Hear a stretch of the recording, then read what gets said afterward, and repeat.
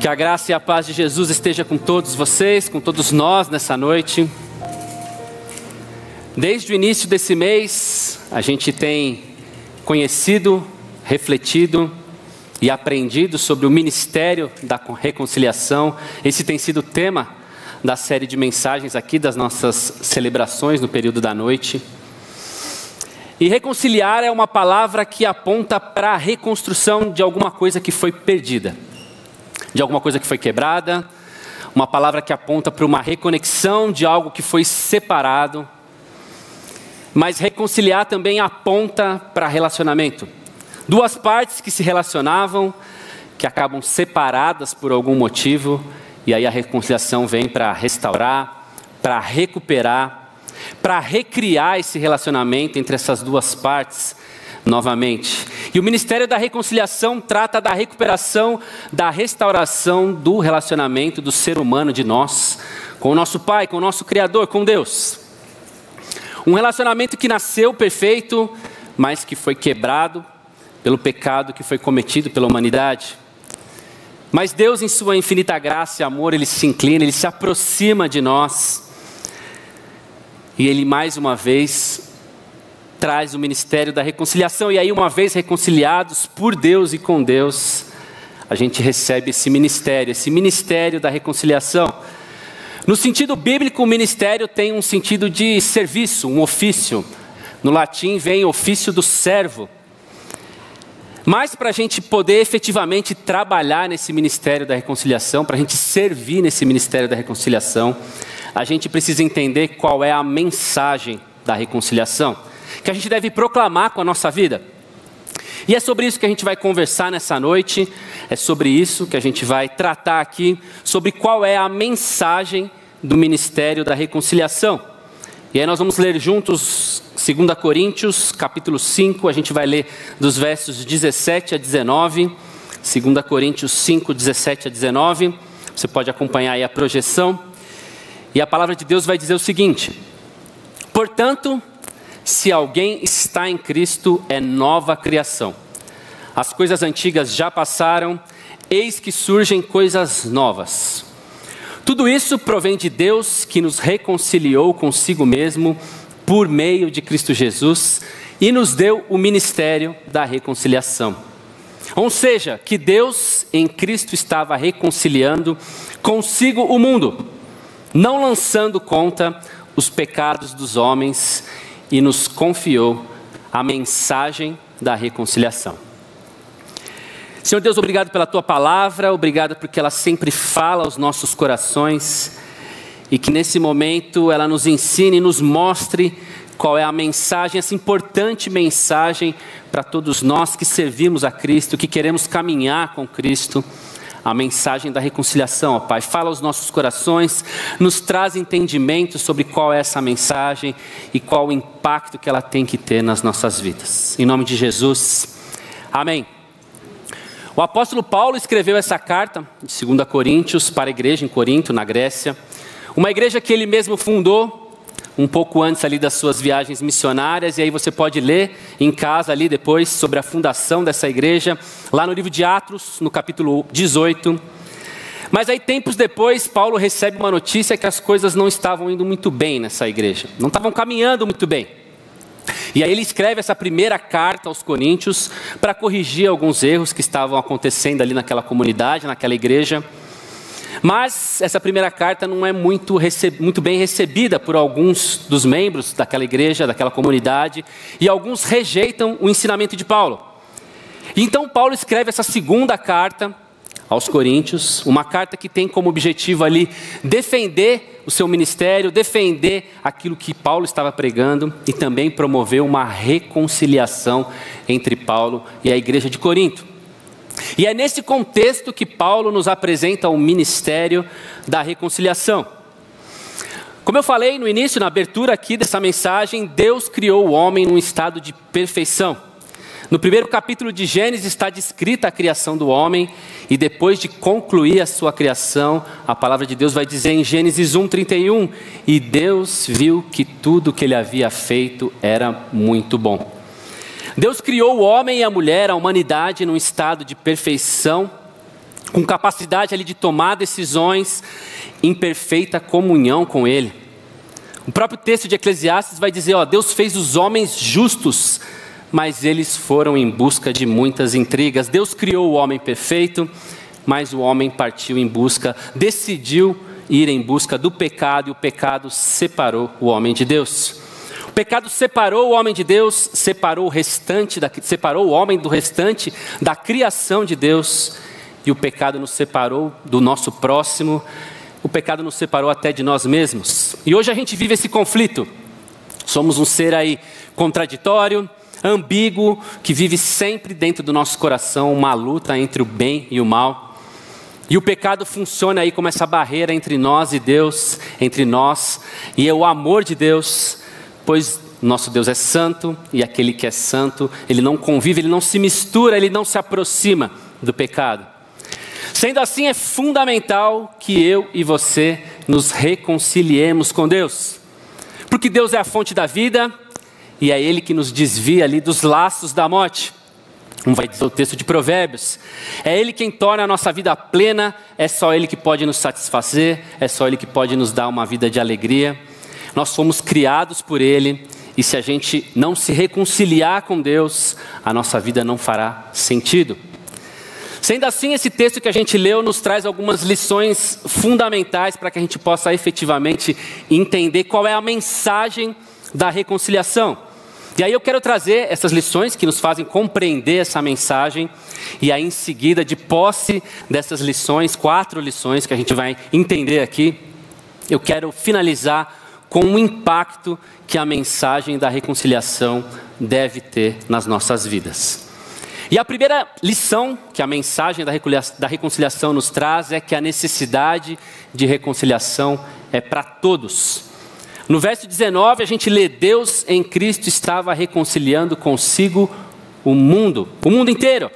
Ou seja, eu e você, todos nós precisamos ser reconciliados com Deus, porque nós somos pecadores. Não existe ninguém, por melhor que seja, por mais ético, honesto, por mais correto que seja, que pode com as suas próprias ações dizer, eu estou completamente em paz com Deus. Pelo contrário, a Bíblia vai dizer que não há um justo sequer. A Bíblia também vai dizer que todos pecaram e todos estão destituídos, separados da glória de Deus. Então a necessidade de reconciliação é para todos nós, para mim, para você, para todo mundo. Porque o nosso coração é naturalmente inclinado para o pecado. O próprio apóstolo Paulo vai dizer que eu sei que nada de bom habita em mim, porque eu desejo fazer o que é bom, mas aí eu não consigo. Eu acabo realizando o mal que eu não quero fazer. Quando eu quero fazer o bem, é o mal que me domina, é o mal que está perto de mim. E aí Paulo encerra, miserável homem que sou, quem me libertará?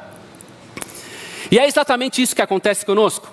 Aos domingos a gente está aqui na igreja, a gente canta os louvores, a gente derrama os nossos corações em oração, a gente escuta a palavra de Deus, aí o nosso coração se enche de alegria, de confiança, de desejo de mudança, mas aí a gente sai daqui na segunda-feira de manhã, a nossa paciência, a nossa fé, o nosso domínio próprio é testado, e aí o nosso coração inclinado para o mal falha. Na terça, na quarta, na quinta, a nossa honestidade, a nossa bondade, a nossa fé é colocada à prova. E aí a gente está constantemente nessa luta contra o bem, contra o mal, contra o pecado que quer aflorar, que quer dominar o nosso coração. Então dessa maneira, a mensagem de que todos nós precisamos nos reconciliar com Deus, ela é vital. Ela é importante para a sua, para a minha vida, para a nossa caminhada com Deus. Essa é a primeira lição aqui da mensagem da reconciliação. A segunda lição é que Deus, Ele é o autor da reconciliação. O verso 18 do texto que a gente acabou de ler vai dizer, tudo isso provém de Deus que nos reconciliou consigo mesmo. É Ele, Deus o autor da reconciliação, é Ele quem promove, é Ele quem toma a iniciativa da reconciliação. Apesar da quebra do relacionamento com Deus ter sido nossa culpa, nossa causa, foi o nosso pecado que nos separou de Deus, a nossa decisão que nos separou de Deus. Deus ainda se inclina, Ele se aproxima de nós, mesmo que seja o nosso coração que está doente, que é nele que é travada essa luta que eu falei, essa luta diária do bem contra o mal, mesmo a necessidade de reconciliação sendo minha e sua, é Deus quem inicia, que projeta, que arquiteta todo o processo da reconciliação. Hoje de manhã a gente teve batismo aqui no nosso culto da manhã, e enquanto eu ouvia ali as profissões de fé, foi inevitável me transportar para o dia que eu me batizei. E eu me lembro praticamente todos os detalhes desse dia. Eu me batizei quando eu tinha 11 anos de idade. Foi aqui nessa igreja, mas não foi nesse templo. Esse templo estava em construção ainda, foi lá no nosso templo antigo. Eu era um menininho magrinho, usava um cabelinho tigelinha, parecia um índiozinho. Eu estava com uma jaqueta azul escura, calça jeans, um tênis de basquete enorme. E eu me lembro exatamente da sensação de estar aqui na frente da igreja, fazendo a minha profissão de fé. Eu estava muito nervoso. Mas eu lembro exatamente as palavras que eu disse. Eu disse, eu quero me batizar porque Jesus me encontrou, porque Jesus me aceitou. Mesmo eu sendo todo errado, cheio de defeitos. E hoje eu quero dizer para todo mundo que eu serei para sempre dele. Essa foi a minha profissão de fé. Mas eu só consegui preparar corretamente essa profissão de fé alguns dias antes, na minha classe de batismo. Quem me batizou foi o pastor Silas, ele que deu a classe de batismo. E aí, ao final ali da classe de batismo, ele pedia para que a gente falasse a nossa profissão de fé para toda a classe. E aí eu comecei, eu me converti, eu aceitei Jesus quando eu tinha de 7 para 8 anos de idade. E aí eu fui seguindo com a minha história. Eu disse, eu busquei a Jesus, eu encontrei a Jesus. Eu ia falando, eu. E aí ele falou, Mário, está tudo certo a sua profissão de fé, mas só tem um detalhe. Não é você que aceita Jesus, foi Ele que te aceitou. Não é você que busca Jesus, foi Ele que te buscou. Foi Deus que te encontrou primeiro. A reconciliação não é uma iniciativa sua, não é uma iniciativa minha. O autor da reconciliação é Deus. É Ele como um Pai amoroso que veio para nos tirar da escuridão. O texto de 1 João vai dizer, nós amamos porque Ele primeiro nos amou. O Deus Todo-Poderoso, Onipresente, Onisciente, Criador de todas as coisas, Ele se inclinou em nosso favor, mesmo quando eu e você não merecíamos nada. Ele nos tirou do domínio das trevas e nos transportou para o reino do seu Filho amado. O autor da reconciliação é Deus, é Ele que tomou a iniciativa de restabelecer essa relação que foi quebrada pelo nosso erro, pelo nosso pecado. O amor de Deus não está fundamentado em quem nós somos, aquilo que a gente faz, mas o amor de Deus está fundamentado no que Ele é. Ele é amor.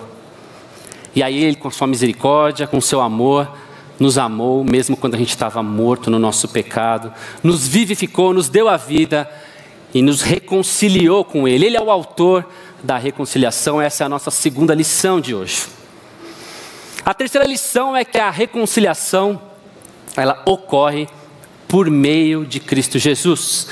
O nosso texto vai dizer ainda no verso 18, Deus que nos reconciliou consigo mesmo por meio de Cristo. A reconciliação é uma iniciativa de Deus, Ele é o autor da reconciliação, o arquiteto do plano da reconciliação, é Ele quem realiza a sua obra de redenção por meio de Cristo Jesus. Jesus veio ao mundo, Ele revolucionou a história, mas o principal objetivo de Cristo quando Ele veio ao mundo não foi trazer novos ensinamentos, uma nova ética, um novo dogma, criar uma nova religião, ou então realizar grandes milagres. Não foi por esses motivos que Cristo veio ao mundo. Jesus Cristo veio ao mundo com um alvo, com um objetivo, um propósito específico. Jesus veio ao mundo para reconciliar eu e você com Deus. Esse foi o objetivo principal. E é por isso que a palavra de Deus vai dizer, pois há um só Deus e um só mediador entre Deus e o homem, Cristo Jesus, o qual entregou-se a si mesmo como resgate por todos. Nós é que quebramos esse relacionamento com Deus, que permitimos que o pecado tomasse conta da nossa vida, nós que nos afastamos dele, porque ele é santo e ele não pode estar em contato com o pecado. Mas Deus, em seu infinito amor, nos procura, nos busca, quis se reconciliar conosco, e ele fez isso através de Jesus Cristo. É somente por meio de Jesus Cristo que nós podemos nos chegar a Deus, nos achegar a Deus e estar de novo na presença dele, partilhar a vida com ele. No mundo onde muitos dizem ter respostas, no meio de tantos mentores, influenciadores, coaches, cursos, livros de autoajuda, o único que pode efetivamente te ajudar é Jesus Cristo. E toda a palavra que saiu da boca dele, ou seja, que está descrita na Bíblia. No mundo onde tem uma infinidade de caminhos, uma infinidade de lugares para onde você pode ir, Jesus vai dizer que ele é o único caminho. No mundo de tantas ideias, de tantos conceitos, de pensadores que trazem ali para si o poder de clarear a nossa mente, de iluminar a nossa mente, Jesus vai dizer que ele é a luz do mundo. No mundo que busca saciar os desejos próprios, os sonhos, as aspirações de cada um e preencher os nossos corações de vida, Jesus vai dizer para a gente que ele é o pão da vida, a fonte de água viva que pode nos preencher, nos saciar completamente. No mundo onde o ser humano busca ser reconhecido, busca pertencimento, busca amor, busca carinho, Jesus nos diz que ele é o bom pastor, aquele que amou e deu a sua vida pelas suas ovelhas. Por isso não se engane, não busque outros intermediários, não busque substitutos, não busque em nenhum outro lugar, pois só Jesus, só por meio de Jesus Cristo, nós temos vida e podemos ser reconciliados com Deus. E a quarta e a última lição da mensagem da reconciliação é que a reconciliação com Deus teve um preço. O verso 19 do nosso texto vai dizer: Deus em Cristo estava reconciliando consigo o mundo, não lançando em conta os pecados dos homens. Eu e você pecamos, vivíamos em comunhão perfeita com Deus, mas através ali de Adão optamos por seguir os nossos caminhos, decidimos romper essa comunhão, e o pecado passou assim a tomar conta da nossa vida. Nós viramos escravos do pecado, lutando todo dia com essa maldade que está presente nos nossos corações. Mas Deus, em seu amor, ele se inclina, ele se aproxima na nossa direção, ele promove a reconciliação, ele faz isso através do seu Filho Jesus, não lançando em conta o pecado dos homens, não levando em consideração o pecado que eu e você cometemos. Mas ele pagou um preço alto por isso. A palavra de Deus vai afirmar que o salário do pecado é a morte. Deus é o autor da reconciliação, ele fez isso através do seu Filho Jesus, mas o preço a ser pago pelo meu e pelo seu pecado foi muito alto. O pecado causa a morte espiritual e o preço a ser pago pelo nosso pecado também é a morte. E quem deveria ter pago esse preço deveria ter sido eu, deveria ter sido você. Mas Deus, em seu infinito amor, decide se reconciliar conosco. E foi assim que Deus manifestou o seu amor entre nós, enviou o seu Filho unigênito ao mundo para que pudéssemos viver por Ele. Nisto consiste o amor. Não em que nós tenhamos amado a Deus, mas em que Ele nos amou e enviou o seu Filho como propiciação, como pagamento pelos nossos pecados.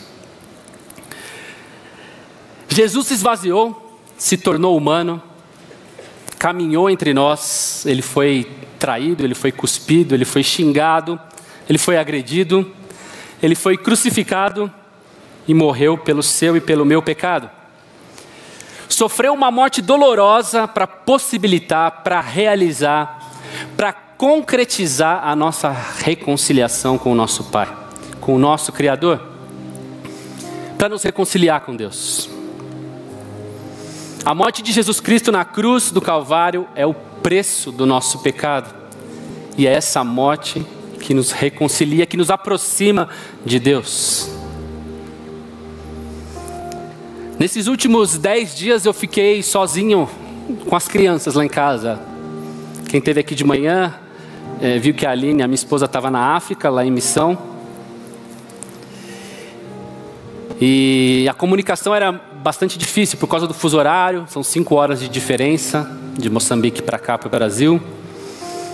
A internet lá era bastante precária, então a gente se falava muito pouco. E com as crianças, então, foi mais difícil ela conseguir se comunicar por causa dos horários da escola, do horário deles dormirem. E aí eu fiquei meio como que um porta-voz ali. Tudo que estava acontecendo com a mamãe, eu passava para eles, e aí eu ia contando, ela me contava, eu contava para eles. E numa das noites chegou a hora de colocar eles para dormir, e aí começa aquela rotina, escova dente, coloca pijama, arruma o material da escola. E quem é pai aqui de criança pequena vai saber que nessa hora eles lembram de tudo que eles não fizeram o dia inteiro.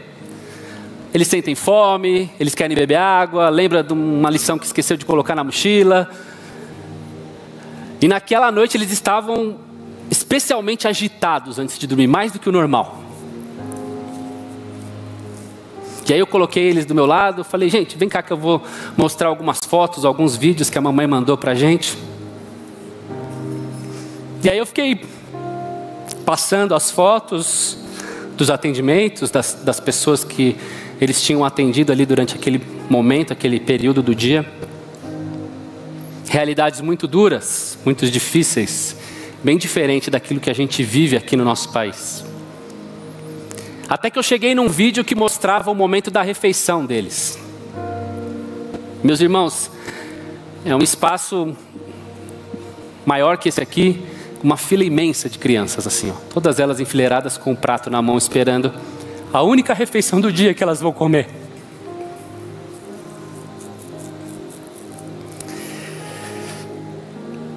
E a Aline me explicou que as crianças menores ficam na frente da fila, as maiores ficam lá para o final.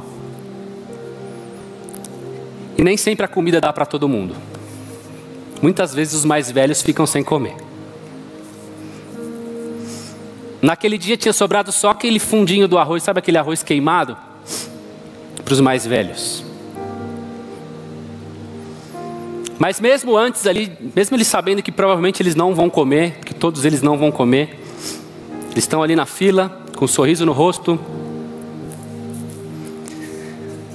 A primeira da fila puxa uma oração, e aí todos eles na sequência repetem aquela oração, e ficam ali esperando o momento da refeição. E aí eu terminei de mostrar essas fotos, eu terminei de mostrar esses vídeos para as crianças, e aí eles acalmaram. E aí eu fui primeiro no quarto do Pedro, mais velho, falei, boa noite filho, vai deitar? Fui no quarto dos 2 meninos, do Pedro, do Davi e do Samuel, boa noite. E aí eu cheguei no quarto da Rebeca, ela estava chorando. Ela falou, papai, não gostei que você me mostrou, não gostei que você me contou isso. É muito triste. É muito injusto, ela falou.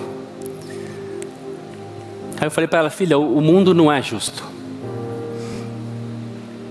E ela me respondeu com lágrimas, então eu não quero mais viver nesse mundo. Por que Deus deixa isso acontecer? Por que Deus deixa o mundo ser desse jeito? Na hora de dormir que vem as perguntas mais cabeludas para a gente responder.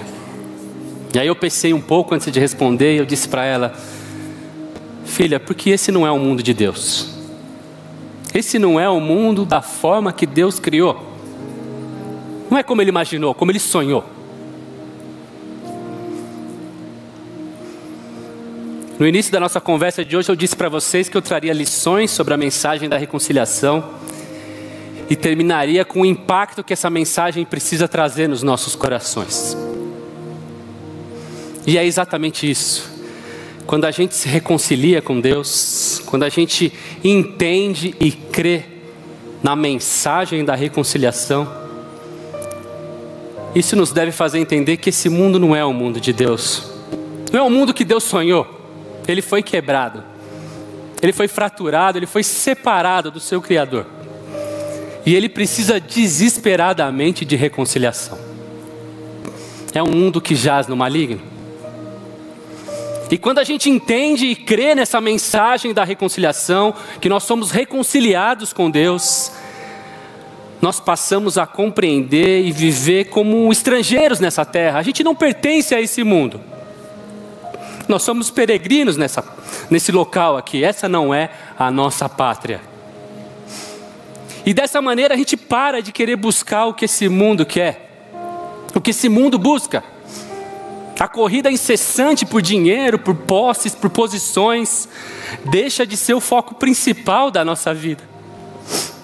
O anseio pela satisfação própria, pelo prazer individual, pelo egocentrismo, isso é deixado de lado e a gente passa a viver uma vida de santificação, buscando santificação nas coisas de Deus, nas coisas do alto, buscando amar, servir o próximo. A gente passa a viver com fé e confiança em Deus, mesmo diante da dificuldade, mesmo diante das dores, das decepções, dos diagnósticos médicos. Quando a gente recebe a mensagem da reconciliação, a gente entende que nosso tempo aqui, ele é passageiro. Ele é apenas um prelúdio. E que a nossa pátria não está aqui, está nos céus, de onde também aguardamos o nosso Salvador, que é Cristo Jesus. Diante de tudo isso, eu tenho 2 convites para você nessa noite. Primeiro, você já se reconciliou com Deus?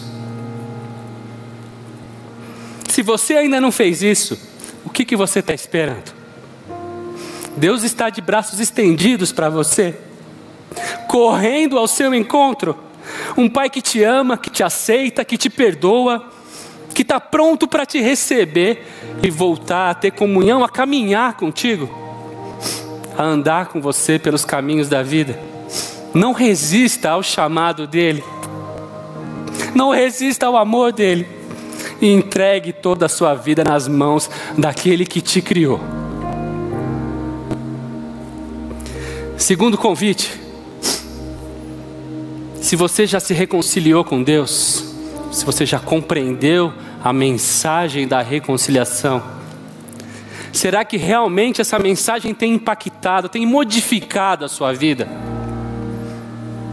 De tal modo que você compreenda que você não pertence a esse mundo, que a sua esperança deve estar na eternidade com Deus, que você não deve mais viver preocupado com as coisas que estão aqui debaixo desse tempo, buscando as coisas que todo mundo aqui busca, mas que toda a sua vida deve apontar para Cristo e para a esperança na glória eterna com Ele. Pare de viver esse tempo como se ele fosse o mais importante para você, mas viva, entregue a sua vida, a sua família, o seu trabalho, os seus sonhos, os seus dramas, as suas dificuldades nas mãos de Deus, entendendo que esse tempo é só uma preparação para toda uma eternidade que você vai viver com Ele, toda uma eternidade sem choro, sem lágrima, sem morte, cheia de amor, graça e glória na presença do Deus Pai que nos criou. Vamos ficar de pé?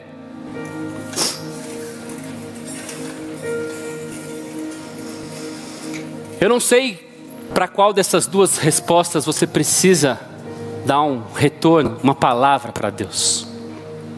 Só você e Ele sabe. Mas que você aproveite, não deixe passar esse tempo de se reconciliar com Ele, de entender essa mensagem e viver plenamente essa mensagem com a esperança na glória eterna com Jesus Cristo.